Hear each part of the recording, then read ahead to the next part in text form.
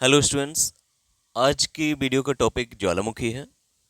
ये ल्यूसेंट की objective book है जिससे मैं ज्वालामुखी से संबंधित सभी क्वेश्चंस को यहाँ पे सॉल्व करूँगा। टोटल यहाँ पे 66 क्वेश्चन दे रखे हैं। 66 में से लगभग हाफ यानी 30 क्वेश्चंस के करीब हम इस वीडियो में करेंगे। इसी के साथ इसमें रिवीजन भी करेंगे ज्वालामुखी का, वोल्केनोज का। और ये जो पीडीएफ है इस क्वेश्चंस की, वो मैं अपने जो टेलीग्राम चैनल है प्रोफेसर डायरी के नाम से, उस पर मैं अपलोड कर दूंगा। उसकी लिंक आपको डिस्क्रिप्शन बॉक्स में भी मिलेगी और चैट बॉक्स में भी मिलेगी। तो शुरू करते हैं पहला क्वेश्चन। लेकिन क्वेश्चन से करने से पहले ज्वालामुखी का सबसे पहले रिवीजन कर लेते हैं, उसके बाद क्वेश्चंस को करेंगे। तो यहाँ पे काफ़ी तेज़ी के साथ हम रिवीजन करेंगे क्योंकि ये सारी चीज़ें हम अपनी जो ऑफलाइन क्लास होता है उसमें करा चुके हैं। तो जो वोल्केनो है, वोल्केनो और ज्वालामुखी क्या होता है? तो पृथ्वी के नीचे आपका मैग्मा पाया जाता है, यानी जो पृथ्वी का धरातल है वहाँ पर गर्म पदार्थ पाया जाता है जो पिघली हुई अवस्था में होता है, द्रव अवस्था में होता है, जिसे हम मैग्मा कहते हैं। और यही मैग्मा जब किसी जो हमारी भूपटल है, जो पृथ्वी का क्रस्ट है, अगर उसमें कोई भी क्रैक पड़ गया और उस क्रैक से होते हुए जो मैग्मा अगर बाहर आने लगता है, पृथ्वी के सरफेस पे आने लगता है, या पृथ्वी के सरफेस के नीचे ही किसी क्रैक में जाके ठंडा हो जाता है, तो उसी चीज़ को हम ज्वालामुखी उद्गार कहते हैं या वोल्केनिक इरप्शन कहते हैं। ठीक है, यानी नीचे जैसे मैग्मा था, मैग्मा धीरे धीरे पृथ्वी के ऊपर आ गया और यहाँ पे जाके ठंडा हो गया, तो यहाँ पे ये लावा कहा जाएगा। यानी नीचे पृथ्वी के नीचे मैग्मा और वही ऊपर आ गया तो लावा कहेंगे। ठीक है, और इसी जो आने की जो प्रक्रिया है, ये पूरी प्रोसेस है, इसको हम वोल्केनो कहते हैं। ठीक है, अब वोल्केनो को जो स्टडी किया जाता है, तो ये जो स्टडी जिस सब्जेक्ट के अंतर्गत किया जाता है उसको वोल्केनोलॉजी कहा जाता है। अगला हम देखते हैं कि वोल्केनो द्वारा निष्कासित पदार्थ क्या है, यानी ज्वालामुखी द्वारा क्या क्या चीज़ें पृथ्वी के अंदर से निकलती हैं। तो ये तीनों फॉर्म में हो सकता है। ये गैस की फॉर्म में भी हो सकती हैं चीज़ें, या लिक्विड की फॉर्म में भी हो सकती हैं और सॉलिड भी हो सकती हैं। गैस की फॉर्म में क्या क्या चीज़ें पृथ्वी के अंदर से ज्वालामुखी के रूप में निकलेंगी? तो इसमें जो सबसे ज़्यादा चीज़ें आती, यानी जो गैस होगी वो सबसे ऊपर होगी तो सबसे जल्दी निकलेगी। कोई भी क्रैक पड़ेगा पृथ्वी की धरातल पर, तो सबसे पहले कौन सी अवस्था में चीज़ें निकल के आएंगी? तो गैसीय अवस्था में निकल के आएंगी, यानी सर्वप्रथम आगमन होगा। गैसों में 60 से 90% जो भाग होता है वो जल वाष्प का होता है, यानी वाटर वेपर निकलता है सबसे ज़्यादा। इसके बाद कुछ और गैसेस हैं, जैसे CO2 है, SO2 है, क्लोरीन है, सी कार्बन मोनोऑक्साइड है, HCl है, NH3 अमोनिया है, N2 है, फ्लोरीन है। ये सारी चीज़ें आपको गैस के रूप में ज्वालामुखी से निकलती हुई दिखाई देंगी।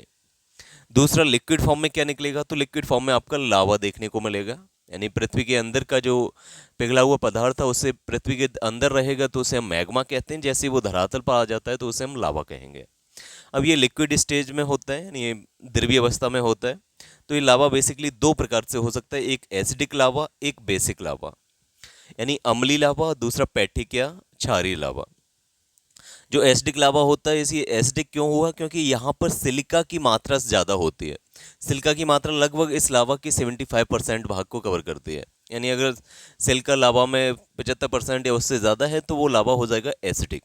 अब जब एसिडिक लावा होगा तो बहुत ही ज़्यादा बिस्कस हो जाएगा, बहुत ज़्यादा गाढ़ा हो जाएगा। और जब वो पृथ्वी के अंदर से निकल के आएगा, बहुत ज़्यादा बिस्कस है, वो ज़्यादा फैल नहीं सकता, गाढ़ा ज़्यादा है, तो एक ही जगह पे पर्वतों का निर्माण कर देगा। यानी इससे ऊंचे ज्वालामुखी पर्वतों का निर्माण होता है। दूसरा लावा होता है बेसिक लावा या माफिक लावा भी बोलते हैं इसे। ये क्षारीय लावा है। अब यहाँ पर सिलिका की मात्रा बहुत कम है, यानी 50% या उससे भी कम होती है। अब इससे क्या होता है कि ये बहुत ज़्यादा फैल जाएगा, यानी ये गाढ़ा नहीं होगा। ये पृथ्वी के अंदर से जैसे ही निकल के आएगा वो सरफेस से बहुत लंबी दूरी तक फैल जाएगा। जब लंबी दूरी तक फैलेगा तो इससे पर्वतों का निर्माण नहीं होगा, इससे पठार बनेगा या मैदानी भाग बनेगा, जहाँ पर आपकी आग्नेय चट्टान पाई जाएंगी। यानी इनसे क्या होता है, बेसिकली प्लेट्यूज का निर्माण होता है। और ये बहुत धीरे धीरे ठंडा होता है। इसमें जो इसका जो टेम्परेचर होता है वो बहुत ज़्यादा होता है, 1000 से 1200 डिग्री सेल्सियस के करीब टेम्परेचर होता है। अब ये तो हो गया लिक्विड स्टेज की बात, गैसेस पढ़ ली हमने, लिक्विड पढ़ लिया। अब सॉलिड की फॉर्म में क्या क्या चीज़ें निकलेंगी पृथ्वी के अंदर से? तो सॉलिड की फॉर्म में टेफ्रा यानी धूल निकलेगी, ज्वालामुखी धूल, यानी वोल्केनो डस्ट निकलेगा। टेफ्रा राख निकलेगी, लेपली निकलता है, छोटी छोटी जो मटर के आसपास के जो दाने होते हैं उसे लेपली कहा जाता है। छोटे छोटे फिर पत्थर निकलेंगे उससे बड़े आकार के, उन्हें प्यूमिक कहा जाता है। प्यूमिक ज्वालामुखी से निकले हुए वो पत्थर होते हैं जो पानी पर भी तैर जाते हैं, यानी अंदर से खोखले होते हैं। ऐसे ही ज्वालामुखी बम निकलते हैं। और भी बहुत सारी चीज़ें निकलती हैं। ऐसे ही यहाँ पे पहले टीयर्स निकलते हैं, पहले टीयर्स कहा जाता है, यानी छोटे छोटे ज्वालामुखी से निकलने वाली छोटी छोटी बूंदें होती हैं आपकी लावा की, जो धीरे धीरे ठंडी हो जाती हैं। ऐसी लगती हैं कि जैसे ज्वालामुखी रो रहा हो, यानी जिस ज्वालामुखी की आंखों से आंसू निकल रहे हो, तो वो आंसू जो छोटे छोटे जो आंसुओं जैसे कण होते हैं उनको पैलेस टीयर कहा जाता है। तो ये सारी चीज़ें हैं जो वॉल्केनो से निकलती हैं। अगला है ज्वालामुखी द्वारा निर्मित भू आकार, यानी ज्वालामुखी के द्वारा क्या क्या चीज़ें, किन किन लैंडफॉर्म्स का निर्माण होता है। अब दो तरीके के लैंडफॉर्म्स का निर्माण हो सकता है वॉल्केनो के द्वारा। पहला वो लैंडफॉर्म्स जो पृथ्वी के अंदर ही बन सकते हैं, यानी ज्वालामुखी आपका नीचे से निकल के आया, लेकिन वो धरातल पर ही कोई उसे क्रैक मिल गया, कोई उसे गड्ढा मिल गया जो धरातल के नीचे ही, सरफेस के नीचे ही, और उसमें जाके फंस गया और वहीं पे जाके ठंडा हो गया। तो इस टाइप के जो लैंडफॉर्म्स बनते हैं इनको बोलते हैं इंट्रूसिव लैंडफॉर्म्स, इंट्रूसिव लैंडफॉर्म्स या अंतर्वर्ती भू आकार, यानी ये धरातल के नीचे ही भू आकार जन्म लेते हैं। दूसरे प्रकार के भू आकार होते हैं बहिर्वर्ती भू आकार, यानी जो सरफेस धरातल पर ऊपर आ गए और वहां पे जाके ठंडे हुए, तो उन्हें बोलते हैं एक्सट्रूसिव लैंडफॉर्म या बहिर्वर्ती भू आकार। अब सबसे पहले पढ़ते हैं कि अंतर्वर्ती भू आकार कौन कौन से होंगे। तो यहाँ पे हम देख लेते हैं अंतर्वर्ती भू आकार कुछ इस तरीके से दिखेंगे आपको। जैसे नीचे से ये आपका मैग्मा निकल रहा था और यहाँ पे कोई बड़ा सा क्रैक मिल गया और वहीं पे जाके ठंडा हो गया, तो सबसे बड़ा एक गुम्बदाकार एरिया में सबसे बड़ा अंतर्वर्ती भूहाकार होगा, वो होगा बैथोलिथ, यानी कौन सा होगा, बैथोलिथ। इसके बाद यहाँ पे एक लेंस शेप में, यानी एंटीक्लाइन और सिंक्लाइन की फॉर्म में एक दूसरा भू आकार देखने को मिलेगा, जिसे हम बोलेंगे फैकोलिथ। ये शेप, ये जो आकार है वो ध्यान रखेंगे आप, यहाँ से क्वेश्चन आ सकते हैं। ये लेंस शेप होगा, यानी एंटीक्लाइन और सिंक्लाइन की फॉर्म में होगा, जिसे हम बोलेंगे फैकोलिथ। एक इस तरीके से डोम के आकार में छोटा सा भू आकार देखने को मिलेगा, जिसे हम बोलेंगे लैकोलिथ, लैकोलिथ। एक प्याले के आकार में लोपोलिथ दिखाई देगा, लोपोलिथ। हॉरिजॉन्टल एक स्टेबल चट्टान दिखाई देगी, अंतर्वर्ती भूआकार दिखाई देगा, जिसे हम सिल बोलेंगे। वर्टिकल चट्टान दिखाई देगी, जिसे हम डाइक बोलेंगे। तो ये सभी भू आकार हैं जो पृथ्वी के अंदर ही हैं, और जहाँ से पृथ्वी के ऊपर जो लावा निकलता है, ऊपर की तरफ जो लावा आता, मैग्मा आता है, तो मैग्मा जब इस तरीके से अगर सीधा सीधा वर्टिकली एक बेंट की फॉर्म में जम जाएगा, तो उसे हम बोलेंगे वॉल्केनिक प्लग। तो ये सभी अंतर्वर्ती भूआकार थे जो पृथ्वी के अंदर ही पाए जाते हैं। अब दूसरे प्रकार के भूआकार वो होंगे जो पृथ्वी के ऊपर, धरातल के ऊपर बन रहे हैं, तो ये बहिर्वर्ती भूआकार कहे जाएंगे, एक्सट्रूसिव लैंडफॉर्म्स कहे जाएंगे। इसमें जैसे हमने बताया कि जो एसिडिक लावा होगा, जिसमें गाढ़ापन ज़्यादा होता है, सिलिका की मात्रा ज़्यादा होता है, तो उससे पर्वतों का निर्माण होगा, तो एक्सट्रूसिव लैंडफॉर्म्स में पर्वत आ जाएंगे। दूसरा, एक्सट्रूसिव लैंडफॉर्म्स में जब लावा बेसिक होगा या माफिक होगा, जो फैलेगा ज़्यादा लंबे दूरी तक, और जो गाढ़ा कम होगा तो वो दूरी तक फैल जाएगा, जिससे आपका पठार बनेगा, प्लेट्यूज बनेंगे। इसी प्रकार से कंपोजिट कोन बन सकते हैं, यानी एक ही जो पहले एक पर्वत बना, उसी के ऊपर फिर से छोटे छोटे और पर्वत बनने लगे, बहुत सारे और छोटे छोटे पर्वत बनने लगे, तो इनको कंपोजिट कोन्स बोलते हैं या मिश्रित शंकु बोलते हैं। ऐसे ही लावा प्लग बन सकता है, यानी अगर जो पहले पर्वत बना था उसके बीच में जहाँ से लावा निकल रहा था, इसके आसपास का रीजन हट गया, ये आपका अपरदन से हट गया, ये दोनों रीजन, तो बीच में जो पोर्शन खड़ा रह जाएगा वर्टिकली फॉर्म में, उसको हम लावा प्लग कहते हैं। अब अगला होता है क्रेटर। क्रेटर क्या होता है कि जो ज्वालामुखी जहाँ से फूटा है, ज्वालामुखी के ऊपर से जिस छिद्र से होकर ये ज्वालामुखी के पदार्थ निकल रहे हैं धरातल पर, उसको क्रेटर कहा जाता है। अब यही क्रेटर जब जिसका इसका आकार किसी भी तरीके से जब बड़ा हो जाता है, तो उसको हम कैल्डरा कहते हैं, यानी जब क्रेटर का आकार बहुत बड़ा हो जाए तो उसे कैल्डरा कहते हैं। इसके अलावा और क्या क्या चीज़ें हो सकती हैं, तो ज्वालामुखी द्वीप बन सकते हैं, आइलैंड आइलैंड बन सकते हैं ज्वालामुखी के द्वारा, जैसे आइसलैंड हो गया, अल्यूशियन आइलैंड हो गया, बैरन आइलैंड हो गया, हवाईयन आइलैंड हो गया, तो ये सभी वॉल्केनिक आइलैंड्स भी बन सकते हैं। अब अन्य रूपों के आधार पर देखें तो यानी ज्वालामुखी से और क्या क्या चीज़ें हो सकती हैं, तो गीजर बन सकते हैं। गीजर क्या होता है, ये गर्म पानी का फव्वारा होता है जो ज़मीन के नीचे से स्वतः ही बहता है, यानी गर्म जल के स्रोत होते हैं जिनमें कुछ समय के अंतराल पर स्वतः ही गर्म जल तथा वाष्प निकलता रहता है, और इनकी ऊंचाई कई मीटर तक हो सकती है, तो इन जिनको क्या बोलते हैं, गीजर बोलते हैं। इसके एग्जाम्पल हैं old faithful geyser, yellow stone national park, USA. ये यूएसए का जो ओल्ड फेथफुल गीज़र है ये बहुत फेमस है और ये येलो नेशनल पार्क में है। इसी तरीके से एक और गीज़र है स्ट्रीम बोर्ड गीज़र, ये भी सेम जगह पे है और ये विश्व का सबसे ऊंचा गीज़र है। और क्या चीज़ें हो सकती हैं, तो फेमेरोल्स हो सकते हैं, यानी धूम्र छिद्र या धुआंरे बन सकते हैं ज्वालामुखी क्रिया से। ये क्या होता है कि ज्वालामुखी से राख तथा लावा निकलना जब बंद हो जाता है उसके बाद कभी कभी वाष्प और अन्य गैसें निकलती रहती हैं। यानी जब ज्वालामुखी क्रिया शांत हो गई, जब लावा निकलना बंद हो गया, राख निकलना बंद हो गया, तो उसके बाद गैस निकलती रहती हैं धीरे धीरे। तो इनको धूम्र छिद्र कहा जाता है या फेमरोल्स कहा जाता है। ऐसा ही इसका एग्जाम्पल है valley of thousand lakes in Alaska, यानी 10 सहस्त्र धूम्र छिद्रों वाली घाटी। ये कहाँ पे है? अलास्का। और अलास्का कहाँ पे? यूएसए में। अगला है उष्ण जल के स्रोत, यानी गर्म पानी के स्रोत होते हैं। पहला था गीजर में, क्या था कि गर्म पानी निकल रहा था लेकिन बहुत ऊंचाई पे चला जा रहा था, यानी नीचे से एकदम से निकलता और बहुत ऊंचाई पे जाके फैल जाता था। दूसरा है जो पानी भरा रहता है इन गड्ढों में और ये गर्म पानी होता है, ये ज्वालामुखी क्रिया के द्वारा गर्म हो जाता है। तो ये गर्म भूमिगत जल आपको देखने को मिलेगा। तो इसके उदाहरण इंडिया में देखें तो तपोवन है उत्तराखंड में, तत्ता पानी जगह है हिमाचल प्रदेश में, मणिकरण साहिब जगह है हिमाचल प्रदेश में, धूनी पानी है अमरकंटक में। तो ये सब हॉट स्प्रिंग या उष्ण जल के स्रोत के एग्जाम्पल हैं। ये सारी क्रियाएं आपकी ज्वालामुखी के द्वारा ही बनती हैं। अब हम देखते हैं कि ज्वालामुखी के प्रकार क्या हैं। तो सक्रियता के आधार पर, यानी ज्वालामुखी का सक्रिय कितने समय बाद हो रहा है, सक्रियता के समय के आधार पर देखें तो ये 3 प्रकार से होते हैं ज्वालामुखी। पहला होता है जागृत, दूसरा होता है सुषुप्त, तीसरा होता है मृत। यानी इंग्लिश में इसे बोलें तो एक्टिव वॉल्केनो, डोरमेंट वॉल्केनो और एक्सटिंक्ट वॉल्केनो। जागृत ज्वालामुखी वो ज्वालामुखी होते हैं जिनमें जो लावा है, जो ज्वालामुखी क्रियाएं हैं वो अभी भी चल रही हैं, जिसमें से सारी चीज़ें प्रोसेस निकल रहा है, ज्वालामुखी उद्गार होता चला जा रहा है। तो वो जागृत ज्वालामुखी हो जाएंगे। जैसे एग्जांपल है मोना लोआ, स्ट्रोम्बोली, एटना, किलिमांजारो एटसेट्रा। अब डोरमेंट क्या होते हैं, सुसुप्त ज्वालामुखी किनको कहा जाता है, तो ये ज्वालामुखी वो हैं जिन पे 100-200 साल पहले ज्वालामुखी आया था, अब 100-200 साल के बाद हो रहा है, यानी बीच में शांत हो गया उसके बाद फिर से फूट गया। तो यानी कुछ समय के अंतराल पर ये फूटते रहते हैं, इसमें ज्वालामुखी उद्गार होता रहता है। जैसे वेसुवियस है, जैसे माउंट फ्यूजी है जापान का। अब मृत या शांत ज्वालामुखी क्या होते हैं, ये वो ज्वालामुखी हैं जिन पे पहले कभी हजारों लाखों साल पहले कभी ज्वालामुखी आया, ज्वालामुखी उद्गार हुआ था, अब वो बिल्कुल शांत है और उसका जो पूरा माउंटेन सिस्टम, जो भी चीज़ें बनी थी वो सब नष्ट हो चुकी हैं। यानी अब लाखों सालों तक अब इस वहाँ पे ज्वालामुखी उद्गार होने की संभावना नहीं है।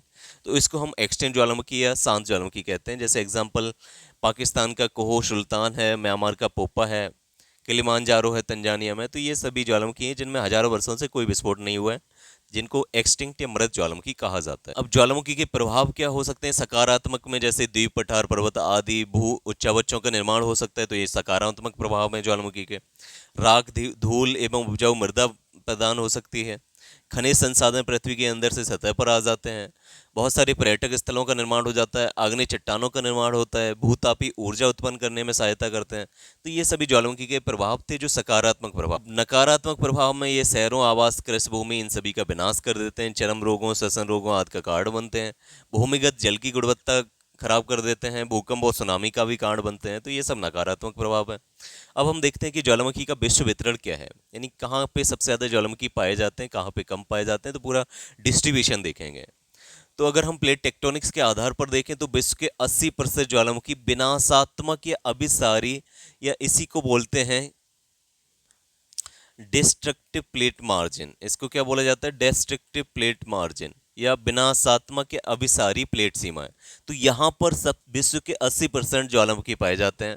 ये वो सीमाएं होती हैं जहाँ पर एक प्लेट दूसरी प्लेट से आके टकरा रही होती है, यानी दोनों एक दूसरे की तरफ आ रही होती हैं। तो इस प्रकार की जो सीमा बनेगी वहाँ पर 80% ज्वालामुखी विश्व के पाए जाते हैं। तथा लगभग 15% ज्वालामुखी हैं ये रचनात्मक या जो डाइवर्जेंट प्लेट होती है वहाँ पे पाए जाते हैं। विश्व के ज्वालामुखी को बेसिकली 3 पेटियों या 3 बेल्ट में बांटा जाता है। पहली बेल्ट जहां पर सबसे ज़्यादा ज्वालामुखी पाए जाते हैं वो है परिप्रशांत महासागरीय पेटी, या जिसे इंग्लिश में बोलते हैं सरकुम पैसिफिक बेल्ट। सरकुम पैसिफिक बेल्ट यानी जो प्रशांत महासागर के दोनों तरफ का एरिया है, जहां पर प्रशांत महासागर और उसके आसपास के महाद्वीपों से उनका मिलन होता है। तो उस पॉइंट पर सबसे ज़्यादा ज्वालामुखी पाए जाते हैं, प्रशांत महासागर के दोनों तटों पर सबसे ज़्यादा ज्वालामुखी पाए जाते हैं, और ये विश्व के लगभग 67% है। यानी विश्व के लगभग 2/3 ज्वालामुखी इसी सरकुम पैसिफिक बेल्ट में पाए जाते हैं। इस पेटी को प्रशांत महासागर का ज्वाला व्रत भी कहा जाता है, क्योंकि यहाँ पर जो प्रशांत महासागर है उसके दोनों तरफ आपके बहुत अधिक संख्या में आपके ज्वालामुखी दिखते हैं, इसीलिए इसको रिंग ऑफ फायर कहा जाता है, रिंग ऑफ फायर कहा जाता है। इनको बिनासी प्लेट किनारों के ज्वालामुखी भी कहते हैं। अब इसके कुछ एग्जाम्पल देख लेते हैं। तो जो ताल ताल वोल्केनो है, जो माउंट ताल है, वो फिलीपींस में है। ऐसे ही माउंट मेयोन भी फिलीपींस में है। माउंट पीना ट्यूबो ये भी आपका फिलीपींस में देखने को मिलेगा। माउंट तंबोरा ये इंडोनेशिया में है। मेरापी वोल्केनो ये भी इंडोनेशिया में है। क्रिकेटाओ ये भी इंडोनेशिया में है। तो तंबोरा, मरापी और क्रिकेटाओ ये इंडोनेशिया में देखें। ताल, मेयोन और पीना ट्यूबो ये फिलीपींस में है। फ्यूजी जो वोल्केनो है ये आपका जापान में है। सुक्रूजिमा ये भी जापान में है। रोहापेहू ये न्यूजीलैंड का है। सेंट हेलेंस ये यूएसए का है। ऐसे ही आगे देखें तो माउंट पोपोकेटेपल ये मैक्सिको में है, माउंट पोपोकेटेपेल्ट। अगला है माउंट कोटोपैक्सी, ये विश्व का सबसे ऊंचा ज्वालामुखी है, तो ये इक्वेडोर में है, इक्वेडोर में है।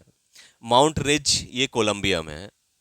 अगला देखते हैं माउंट एगोंग, ये इंडोनेशिया का ही है। माउंट सिनाबोंग ये भी इंडोनेशिया का है। माउंट शास्ता, रेनियर, माउंट हुड ये तीनों आपके यूएसए में देखने को मिलेंगे। माउंट चिम्बाराजो ये इक्वेडोर में है। तो ये सभी ज्वालामुखी वो ज्वालामुखी हैं जो परिप्रशांत पेटी में पाए जाते हैं, यानी ये प्रशांत महासागर के दोनों किनारों पर पाए जाते हैं। अगली पेटी देखते हैं, तो ये दूसरी पेटी है मध्य महाद्वीपीय पेटी, यानी कॉन्टिनेंट्स के बीच में पाए जाएंगे, यानी मिड कॉन्टिनेंटल बेल्ट। यहाँ पे इन ज्वालामुखी को रचनात्मक प्लेट सीमाओं के ज्वालामुखी कहा जाता है। पहले वालों को विनाशात्मक प्लेट सीमाओं के ज्वालामुखी था, इनको रचनात्मक प्लेट सीमाओं के ज्वालामुखी कहा जाता है। यह पेटी आइसलैंड से प्रारंभ होकर Scotland, canary island, alpine Himalaya पर्वतमाला के सहारे चलती है। इसके अंतर्गत भूमध्य सागर एवं अफ्रीकन भ्रंश घाटी के ज्वालामुखी भी आते हैं। ठीक है, तो मध्य महाद्वीपीय पेटी में ये सभी ज्वालामुखी आएंगे। अब ये एग्जाम्पल देख लीजिए इनके। तो चाहे भूमध्य सागर के जितने भी ज्वालामुखी हैं वो भी सभी इसी पेटी में आएंगे। तो माउंट बिसुबियस जो इटली का है। माउंट एटना ये भी इटली का है। माउंट स्ट्रोम्बोली जिसे lighthouse of the Mediterranean sea कहा जाता है, यानी भूमध्य सागर का प्रकाश स्तंभ कहा जाता है, ये तीनों ही ज्वालामुखी आपके इटली के हैं, माउंट वेसुवियस, एटना और स्ट्रोम्बोली। अगला है माउंट अरारात, ये तुर्की और अर्मेनिया का है। माउंट एलब्रुज ईरान का है। देमोबंद ये भी ईरान में है। माउंट कोहो सुल्तान ये पाकिस्तान में है। हिंदकुश अफगानिस्तान में है। बैरन द्वीप यह इंडिया का है। इंडिया में केवल एक अकेला एक्टिव वॉल्केनो है जो है बैरन आइलैंड। अगला है नारकोंडम आइलैंड, ये इंडिया का डोरमेंट वॉल्केनो है, यानी सुसुप्त है। किलिमांजारो ये तंजानिया में है। अफ्रीका का सबसे ऊंचा पर्वत माउंट किलिमांजारो ही है जो तंजानिया में है। माउंट एकांगुआ ये अर्जेंटीना में है। तो ये सभी ज्वालामुखी हैं जो मध्य महाद्वीपीय पेटी या मिड कॉन्टिनेंटल बेल्ट के अंतर्गत आते हैं।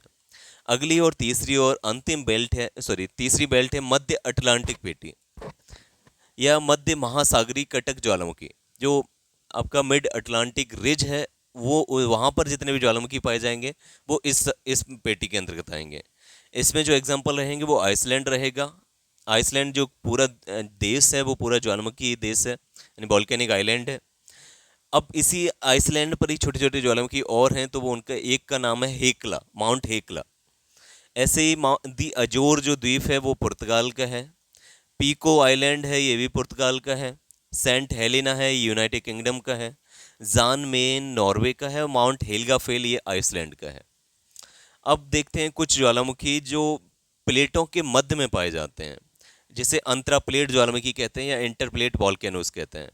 बेसिकली ये हॉट स्पॉट वॉल्केनो है, यानी किसी भी रीजन में जहाँ पर बीच में कोई छिद्र आ गया तो वहाँ से ज्वालामुखी क्रिया होती रहती है लगातार, और इस रीजन को जो छिद्र है वो उसको बोलते हैं हॉटस्पॉट एक्टिविटी। ठीक है, तो ये हॉटस्पॉट वॉल्केनो हैं जो प्लेटों के मध्य में पाए जाते हैं। ये प्लेटों की सीमाओं के बजाय प्लेटों के मध्य में होते हैं। इसके उदाहरण दें तो इन हॉटस्पॉट वॉल्केनो के एग्जाम्पल हैं, जैसे हवाई द्वीप है, यूएसए का है। हवाई द्वीप पर ही छोटे छोटे जो आपके जो वॉल्केनो दिखाई देंगे या पर्वत दिखाई देंगे वो है माउंट किलिउया और माउंट मोलानलोआ। और ये हवाई द्वीप कहाँ पे है, तो ये प्रशांत महासागर में है। दूसरा है गैलापेगोस, ये इक्वेडोर का द्वीप है। रियूनियन आइलैंड ये फ्रांस का है। ठीक है, तो ये कहाँ पे है, इंडियन ओशन में है। तो ये सभी हॉटस्पॉट वॉल्केनो होते हैं। इस तरीके से हमने वॉल्केनो का सभी रिवीजन कर लिया है पूरा। अब हम सारे क्वेश्चंस को सॉल्व करते हैं। तो यहाँ पे जो पहला क्वेश्चन पूछा है ज्वालामुखी से संबंधित वो है कि निम्नलिखित में से किसे प्रकृति का सुरक्षा वाल्व कहते हैं? किसे प्रकृति का सुरक्षा वाल्व कहा जाता है? प्रकृति का सुरक्षा वाल्व क्या क्या मतलब हुआ? तो जैसे हमारा एक प्रेशर कुकर होता है जिससे हम खाना बनाते हैं, तो उसमें जितनी भी अंदर से जो भी, जैसे प्रेशर कुकर का ऊपर से ढक्कन बंद कर दिया तो उसके अंदर गैस बनना स्टार्ट हो जाता है। तो वो गैस इतना ज़्यादा बन जाता है कि अगर उसमें छिद्र ना किया जाए, उसमें सीटी ना लगाई जाए, तो वो फट सकता है किसी भी समय पे। तो उसके रोकने के लिए भी उसमें सीटी लगाई जाती है। जब एक्स्ट्रा गैस आ जाती है, उसमें जलवाष्प ज़्यादा हो जाता है, तो अपने समय के अनुसार निकल जाती है। वैसे ही जब जो पृथ्वी के अंदर जब लावा के गर्म होने से वहाँ पे जो गैसों की मात्रा ज़्यादा हो जाती है, तो उससे उससे बचाने के लिए, प्रकृति के अधिक विनाश से बचाने के लिए वहाँ पे स्वतः ही एक छिद्र से आपका ज्वालामुखी उद्गार होता है, जिसे हम प्रकृति का सुरक्षा वाल्व कहते हैं, जिससे बड़ा विस्फोट होने से बच जाता है। तो यहाँ पे प्रकृति का सुरक्षा वाल्व किसे कहते हैं? तो ज्वालामुखी से कहते हैं। अगला है, ज्वालामुखी के बारे में निम्न में से कौन सा कथन सत्य है? पहला कथन है कि यह पृथ्वी की क्रस्ट की एक नली होती है। बिल्कुल, ये पृथ्वी का जो सरफेस है, ये जो धरातल है पृथ्वी का, वहाँ से एक बेंट होता है, एक नली होती है, जहाँ से आपका ऊपर की तरफ आपका मैग्मा निकल के आता है। ठीक है, तो यह पृथ्वी की क्रस्ट की एक नली होती है जिसके माध्यम से भूगर्भ की पिघली चट्टानें यानी मैग्मा या अन्य पदार्थ बाहर आते हैं। तो बिल्कुल पहला कथन सही है। दूसरा है कि अक्सर इनकी नली के चारों ओर गोल कीपाकर पहाड़ी तथा अतः पर्वतीय भाग का विस्तार हो जाता है। इसी बैंड से जो भी चीज़ें निकलती हैं वो इसके आसपास जाके जम जाती हैं, तो एक गोलाकार पहाड़ी का निर्माण हो जाता है। ये भी सही है। अगला है, ज्वालामुखी जागृत, प्रसुप्त या शांत या मृत तीन प्रमुख प्रकारों में वर्गीकृत किए जाते हैं। यानी जो अभी हमने बताया था कि ज्वालामुखी तीन प्रकार से होते हैं, एक एक्टिव वॉल्केनो, एक डोरमेंट, एक आपका डेड वॉल्केनो। यानी जागृत ज्वालामुखी हो सकता है, प्रसुप्त ज्वालामुखी हो सकता है और मृत ज्वालामुखी हो सकता है। तो ये ऑप्शन सी भी सही है, बी सही है, ए सही है, यानी ऑप्शन डी उपयुक्त सही है। तो ऑप्शन यहाँ पे जो करेक्ट आंसर रहेगा वो डी रहेगा। अगला है, निम्नलिखित में से कौन सा ज्वालामुखी के उन तीन वर्गों में शामिल नहीं है जो उनके उद्भव की आवृत्ति के आधार पर वर्गीकृत किए जाते हैं? तो ज्वालामुखी के प्रकारों में कौन सा नहीं आता है? तो हमने अभी बताया कि जागृत ज्वालामुखी होता है, प्रसुप्त होता है, मृत होता है, लेकिन कंपाउंड ज्वालामुखी इस आवृत्ति के आधार पर नहीं होता है, यानी ऑप्शन डी इसमें सही रहेगा। अगला है, किस ज्वालामुखी में अक्सर उद्गार होती रहती है? यानी किस ज्वालामुखी में हमेशा हमेशा आपका ज्वालामुखी क्रिया होती रहती है? तो वो किस में होगी? जागृत ज्वालामुखी में या एक्टिव वॉल्केनो में। नेक्स्ट है, किस ज्वालामुखी में ऐतिहासिक काल से उद्गार नहीं हुए हैं? यानी बहुत लंबा समय हो गया जब से ज्वालामुखी क्रिया किस जगह पे, किस ज्वालामुखी में नहीं होती है? तो इसका जो करेक्ट आंसर रहेगा वो होगा डेड वॉल्केनो या मृत ज्वालामुखी। अगला है, लंबे समय तक शांत रहने के पश्चात विस्फोट होने वाला ज्वालामुखी क्या कहलाता है? यानी लंबे समय तक उसमें कोई भी ज्वालामुखी क्रिया नहीं हुई, लेकिन अचानक से एक समय पे ज्वालामुखी क्रिया हो गई, तो उसको हम क्या बोलेंगे? तो उसको बोला जाएगा डोरमेंट वॉल्केनो या सुसुप्त ज्वालामुखी। अगला है, पृथ्वी की पपड़ी यानी अर्थ क्रस्ट की ठोस चट्टानों के नीचे जो पिघला हुआ पदार्थ होता है, जो कभी कभी ज्वालामुखी के उद्गार के साथ पृथ्वी के ऊपरी तल पर आ जाता है, उसे क्या कहते हैं? तो उस पदार्थ को मैग्मा कहा जाता है। अब जब पृथ्वी के अंदर ये रहता है तब तक हम इसे मैग्मा कहते हैं, जब पृथ्वी की धरातल पे ऊपर आ जाता है तब इसे हम लावा कहते हैं। ठीक है, अगला है, पहले अश्रु यानी पहले स्टीयर की उत्पत्ति कब होती है? तो जो पहले स्टीयर होते हैं ये ज्वालामुखी के द्वारा इनकी उत्पत्ति होती है। ज्वालामुखी के जो आपका मैग्मा होता है, जब वो पृथ्वी की धरातल पर आ जाता है उसे हम लावा कहते हैं। वही लावा जब ऊपर से, जब अचानक से विस्फोट हुआ तो ऊपर से जब छोटे छोटे कणों के रूप में नीचे की तरफ गिरता है, छोटे छोटे कणों के रूप में, ठोस रूप में जब नीचे की ओर गिरता है पृथ्वी की धरातल पर, तो ऐसा लगता है कि जैसे ज्वालामुखी रो रहा है और उसके आंसू गिर रहे हैं। तो ये जो आंसू ठोस रूप में होते हैं इन्हीं को हम पहले स्टीयर कहते हैं। ठीक है, तो इसकी उत्पत्ति कब होती है? ज्वालामुखी उद्गार के समय होती है। अगला है, ज्वालामुखी में जल वाष्प के अलावा क्या कौन कौन सी गैसेस निकलती हैं? तो इन सभी में जो प्रचुर मात्रा में गैसें आपको देखने को मिलेंगी। तो यहाँ पे जो आंसर रहेगा वो रहेगा sulphur dioxide, carbon dioxide, nitrogen, ये सभी जो गैसेस हैं, अमोनिया, HCl, तो ये सभी निकलती हैं जलवायु में। जलवाष्प सबसे ज़्यादा निकलता है, 60 to 90% आपका जलवाष्प ही रहता है, वाटर वेपर रहता है ज्वालामुखी में, और बाकी गैसेस में आपकी ये सारी गैसेस आपने देखने को मिलेंगे। अगला है, ज्वालामुखी उद्गार के फलस्वरूप प्राप्त लावा एवं धरातली चट्टानों के टुकड़े को सम्मिलित रूप से क्या कहा जाता है? यानी लावा और धरातली चट्टानों के टुकड़ों को सम्मिलित रूप से क्या कहा जाएगा? तो पायरोक्लास्ट कहा जाएगा। अगला है क्रेटर तथा काल्डेरा स्थलाकृतियां निम्नलिखित में से किससे संबंधित हैं? तो ये ज्वालामुखी क्रिया से संबंधित है। ज्वालामुखी क्रिया से जो ऊपर छिद्र बनता है जहां से आपका लावा निकलता है उसको क्रेटर कहते हैं, और जब क्रेटर बड़ा हो जाता है तो उसे हम काल्डरा कहते हैं। तो ये किससे बनता है? ज्वालामुखी क्रिया से बनता है। अगला है निम्नलिखित में से कौन सी स्थलाकृति ज्वालामुखी क्रिया से संबंधित नहीं है? यानी ज्वालामुखी क्रिया से क्या क्या चीजें नहीं बन सकती? तो क्रेटर बनता है, काल्डेरा बनता है, गीजर भी बनता है, लेकिन फ्योर्ड नहीं बन सकता। ठीक है, ये ग्लेशियर से बनता है। तो यहाँ पे ऑप्शन डी करेक्ट रहेगा। अगला है किस स्थलाकृति का निर्माण ज्वालामुखी क्रिया से नहीं होता है? तो किस ज्वालामुखी क्रिया से क्या चीज नहीं बनती है? लावा का प्लेट्यू बनता है, लावा प्लेन भी बनता है, सिल और डाइक भी बनता है, लेकिन बिसर्प या मेंडर ये नदी द्वारा बनता है। ठीक है। अगला है डाइक क्या होता है? तो अब आपने पढ़ा कि जो सिल होता है, सिल एक हॉरिजॉन्टल के रूप में आपकी चट्टान देखने को मिलेगी, और डाइक आपका वर्टिकल होता है। वर्टिकल जो चट्टान होती है अंतर्वर्ती चट्टान है ये, तो उसे हम डाइक कहते हैं। यानी ज्वालामुखी निर्मित आंतरिक स्थलाकृति है। अगला क्वेश्चन है काल्डेरा किससे संबंधित है? ज्वालामुखी से संबंधित। नेक्स्ट क्वेश्चन है कि वह कौन सा महाद्वीप है जहां एक भी ज्वालामुखी नहीं है? तो एक भी ज्वालामुखी आपका ऑस्ट्रेलिया ओशिनिया महाद्वीप पे नहीं पाया जाता है। अगला है अग्नि वलय या सर्किल ऑफ फायर, या इसे हम रिंग ऑफ फायर भी कहते हैं, रिंग ऑफ फायर, ये कहाँ पर है? तो ये आपका प्रशांत परिमेखला में पाई जाती है। यानी जो प्रशांत महासागर है उसके दोनों तरफ पे आपको रिंग ऑफ फायर देखने को मिलेगी। यानी ये आपकी बहुत सारी ज्वालामुखी आपके देखने को मिलेंगे जिससे आग निकल रही है, जिससे हम बोलते हैं रिंग ऑफ फायर। अगला है लेकोलिथ किससे संबंधित है? तो ज्वालामुखी से संबंधित है। यानी ज्वालामुखी से जब पृथ्वी की धरातल के नीचे जितने भी भू अच्छावच बनते हैं उन्हें अंतर्वर्ती भू अच्छावच या अंतर्वर्ती भू आकार कहते हैं, इंट्रूसिव लैंडफॉर्म्स कहते हैं। उन्हीं में से एक होता है लेकोलिथ। यानी किससे बनता है? ज्वालामुखी से बनता है। अगला है पेंट पॉट के विषय में कौन सा कथन सत्य है? पहला ऑप्शन है ज्वालामुखी क्षेत्रों का एक छिद्र जिससे गर्म एवं गहरे रंग का एक द्रव्य कीचड़ या मड बाहर निकलता है। तो बिल्कुल ये सही है। ज्वालामुखी क्षेत्रों का एक छिद्र होता है जिससे गर्म और गहरे रंग का एक मड निकलता है, जिसे हम पेंट पोर्ट कहते हैं। पहला ऑप्शन कथन सही है। दूसरा है इसके साथ सामान्यतः गीजर भी पाए जाते हैं, बिल्कुल ये भी सही है। नहीं, इसी जो पेंट पोर्ट वाला एरिया होगा वहाँ से छोटे छोटे छिद्रों से आपका पानी ऊपर उठा हुआ पानी समय के साथ निकलेगा और फिर नीचे बैठ जाएगा, तो ये जिसे हम गीजर बोलते हैं। अगला है पेंट पॉट यूएसए के येलोन स्टोर नेशनल पार्क में पाए जाते हैं, तो ये भी सही है। यानी ऑप्शन ए, बी और सी ये तीनों ही कथन सही हैं। यानी ऑप्शन डी आपका करेक्ट रहेगा, जिसमें कहा गया है कि उपयुक्त सभी कथन सही हैं। अगला है विश्व में सर्वाधिक जागृत ज्वालामुखी कहाँ पाए जाते हैं? यहाँ पे जागृत ज्वालामुखी की बात हो रही है, एक्टिव वॉल्केनो की बात हो रही है। तो ये सबसे ज़्यादा कहाँ पे पाए जाते हैं? तो ये प्रशांत महासागर के आसपास पाए जाते हैं। हमने पढ़ा था कि जो प्रशांत पेटी है या जिसे हम सर्कुम पैसिफिक बेल्ट बोल रहे हैं, तो उसमें लगभग विश्व के 2/3 ज्वालामुखी पाए जाते हैं।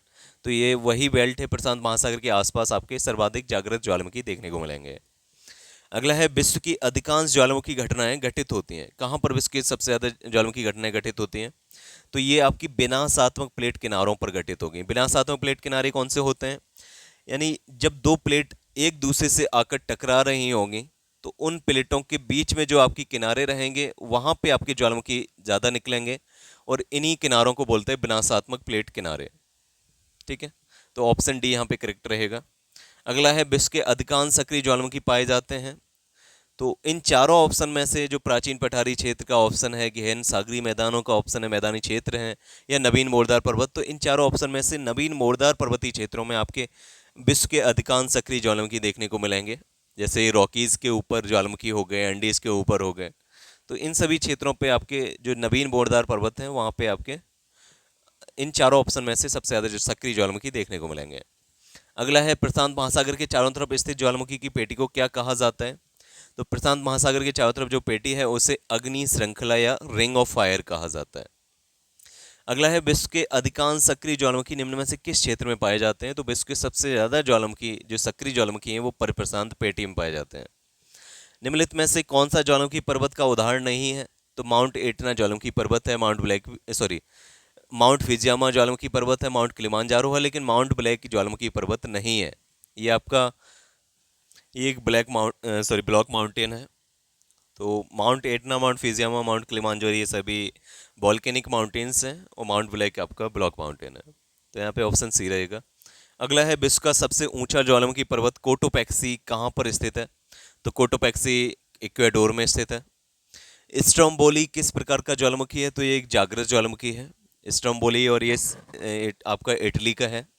स्ट्रोम्बोली को ही भूमध्य सागर का प्रकाश स्तंभ कहा जाता है, यानी भूमध्य सागर में दूर से ही दिखता है आपको, जहाज़ों का मार्गदर्शन करता है, इसीलिए प्रकाश स्तंभ कहा जाता है भूमध्य सागर का। अगला है मृत ज्वालामुखी किलिमांजारो किस देश में है? तो मृत ज्वालामुखी किलिमांजारो ये तंजानिया देश में है और अफ्रीका का सबसे ऊंचा पर्वत है ये।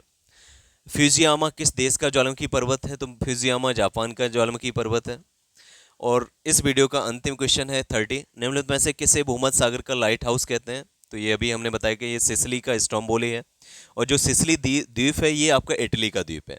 बेसिकली जो स्ट्रोम्बोली है वो इटली का आपका इटली का वॉल्केनिक माउंटेन्स है।